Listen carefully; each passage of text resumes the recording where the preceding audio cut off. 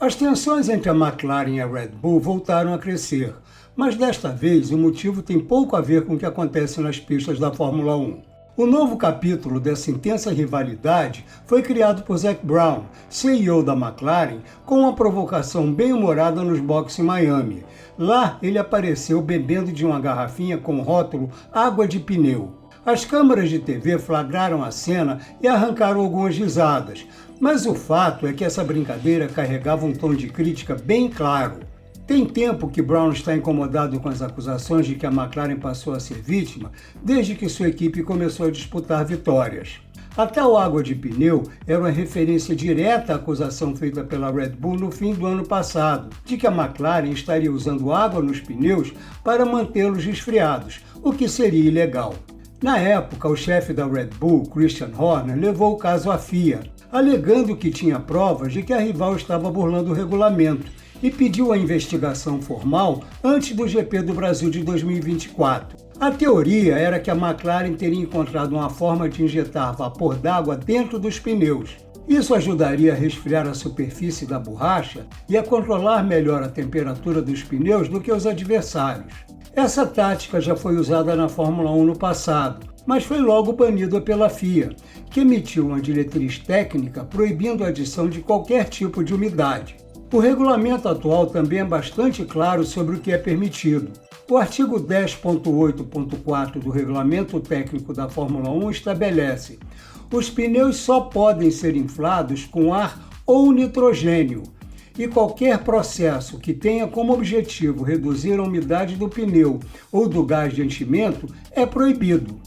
As reclamações da Red Bull foram suficientes para que Nicolas Tombazis, diretor da FIA para categorias de monopostos, fizesse uma investigação durante o fim de semana em Interlagos, mas ele não encontrou nenhuma irregularidade. O resultado disso tudo? Uma McLaren irritada por ter sido acusada injustamente e a sensação de que a Red Bull, em meio à sua queda de desempenho, estava ficando paranoica e tentando justificar a boa fase da McLaren com teorias mirabolantes. O episódio da água de pneu não foi um caso isolado.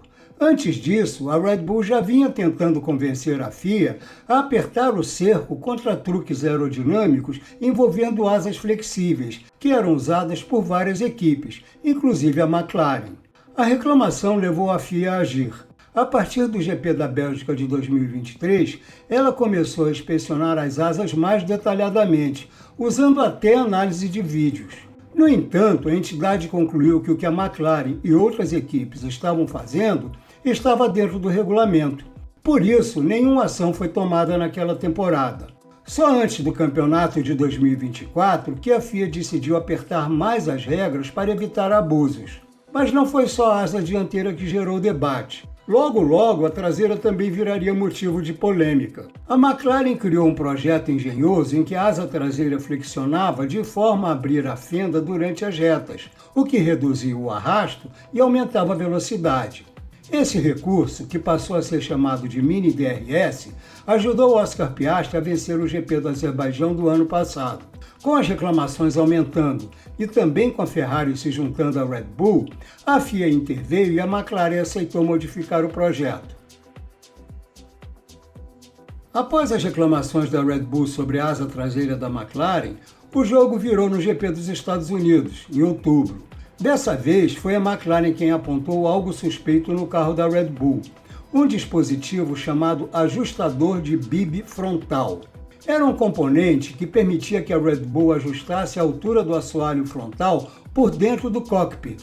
Na teoria, ele permitiria mudar a altura do assoalho durante o regime de parque fechado, algo que não pode ser modificado após o qualify. Com base nessa denúncia, a FIA passou a selar esse dispositivo a partir da etapa de Austin, garantindo que ele não fosse acionado sem conhecimento dos comissários. Mas a maior reclamação da McLaren não era a existência da peça, mas sim se ela já havia sido usada antes, durante o período de parque fechado, em que os carros deveriam estar com acerto congelado. A FIA reconheceu que seria difícil tomar uma medida retroativa, mas mesmo assim abriu investigação. Conversou com integrantes da Red Bull e até fez uma visita surpresa à fábrica do time. mas no fim concluiu que a Red Bull não havia violado as regras. As discussões técnicas tiveram uma trégua após o fim da última temporada e o começo da atual, porque a FIA anunciou que endureceria os testes de flexibilidade das asas dianteiras a partir do GP da Espanha. Mas bastaram alguns dias de pré-temporada no Bahrein para os atritos voltarem. A primeira reclamação foi justamente sobre o retorno do mini DRS.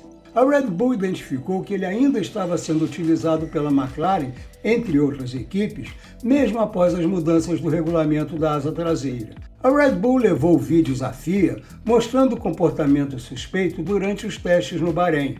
O resultado foi uma fiscalização mais intensa das asas traseiras no GP da Austrália. Depois da corrida de Melbourne, a FIA deu um novo aperto no regulamento a partir da etapa seguinte, na China, para coibir o uso exagerado da fenda móvel do mini DRS. 4 equipes entraram no radar da FIA: McLaren, Ferrari, Alpine e Haas. Mas só a Alpine admitiu que precisou modificar o projeto da asa traseira. O assunto das asas flexíveis logo perdeu força, mas deu lugar a uma nova suspeita. A McLaren está se destacando por sua eficiência na gestão da temperatura dos pneus traseiros, fator-chave em suas vitórias dominantes em Melbourne e Miami. Os rivais não entendem como ela consegue isso, o que inevitavelmente gerou especulações sobre uma possível brecha no regulamento. A atenção se voltou para o sistema de resfriamento da parte externa dos tambores de freio traseiros. Isso ajudaria a evitar que as rodas e os pneus esquentassem demais. A Red Bull conseguiu imagens térmicas obtidas por terceiros, que mostravam áreas frias nos tambores traseiros do carro da McLaren. Essas imagens foram entregues à FIA como parte de uma conversa em andamento. As regras são claras. Não é permitido usar líquido para resfriar os freios, o que exclui qualquer uso de água ou substância similar. Mesmo com os boatos e até com sugestões de que a McLaren teria sido obrigada a mudar alguma coisa, o time insiste que tudo é fruto de engenharia inteligente. Em Miami, Zac Brown também foi direto ao ser perguntado pelo The Race se havia solicitado alguma mudança no carro que estivesse relacionado ao resfriamento de pneus ou freios. Não, nada, respondeu ele. As dúvidas levantadas pela Red Bull levaram a FIA a investigar de perto a traseira do MCL39. De fato, houve inspeções recentes no sistema de freios traseiros do carro da McLaren. A última foi após o GP de Miami. De acordo com fontes do paddock, os fiscais não encontraram nada ilegal. Confirmaram que o projeto é engenhoso, mas está dentro do regulamento. Ainda não foi divulgada a documentação oficial com os resultados da inspeção de Miami, e talvez ela só apareça na véspera do próximo GP, em Imola. Isso porque essas análises fazem parte das verificações físicas extensas que a FIA faz em um carro aleatório após cada prova, e o relatório só sai no fim de semana seguinte. Mas o fato de nada ter vindo a público até agora indica que não há nenhuma surpresa a caminho. Embora algumas teorias conspiratórias tentem associar a oscilação de desempenho da McLaren a intervenções da FIA, a explicação mais plausível está nas condições da pista e na temperatura.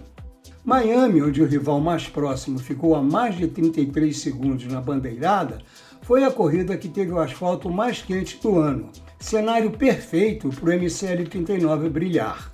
Na Austrália, o clima estava nublado e frio. Na China e no Japão, idem. Bahrein e Arábia Saudita foram quentes, mas as corridas foram à noite, sem o sol batendo no asfalto, o que afeta o comportamento dos pneus. O desempenho da McLaren melhora quando os pneus se aquecem mais do que o normal. Isso ficou claro em Melbourne, com a pista secando e os pneus intermediários desgastados. Depois no Bahrein, com asfalto abrasivo. E novamente em Miami, quando o Verstappen sofreu para conter os carros da McLaren durante o primeiro stint. Ainda não dá para saber se o aval da FIA ao sistema de freios da McLaren vai encerrar a polêmica, ou se a Red Bull vai continuar tentando descobrir onde está o segredo da rival. Mas por trás da brincadeira de Zac Brown com a garrafinha, há uma sugestão séria que ele acha que a FIA deveria adotar. A ideia é a seguinte: se uma equipe quiser que a FIA investigue algo no carro de uma rival, deve pagar por isso. assim como já acontece nos protestos oficiais. Segundo Brown, esse valor teria que ser relevante e descontado do teto orçamentário. Dessa forma, se a denúncia fosse leviana, o time perderia um dinheiro que poderia usar no desenvolvimento do carro. Christian Horner, chefe da Red Bull, não vê utilidade nessa proposta. Ele lembrou que a McLaren também levantou suspeitas sobre a peça do Bibi no ano passado e argumentou que é natural as equipes fiscalizarem umas às outras, até porque elas têm muito mais recursos do que a FIA. Segundo ele, esse canal paralelo entre os times é importante para manter todo mundo dentro das regras. Com a FIA dando sinal verde para o sistema da McLaren, é possível que haja uma trégua entre as duas equipes, pelo menos até a próxima batalha na briga pelo título. Mas com a nova etapa de restrições às asas flexíveis programada para o GP da Espanha no mês que vem e a expectativa de que isso afete o equilíbrio de forças, é provável que a próxima rodada de farpas não demore a começar.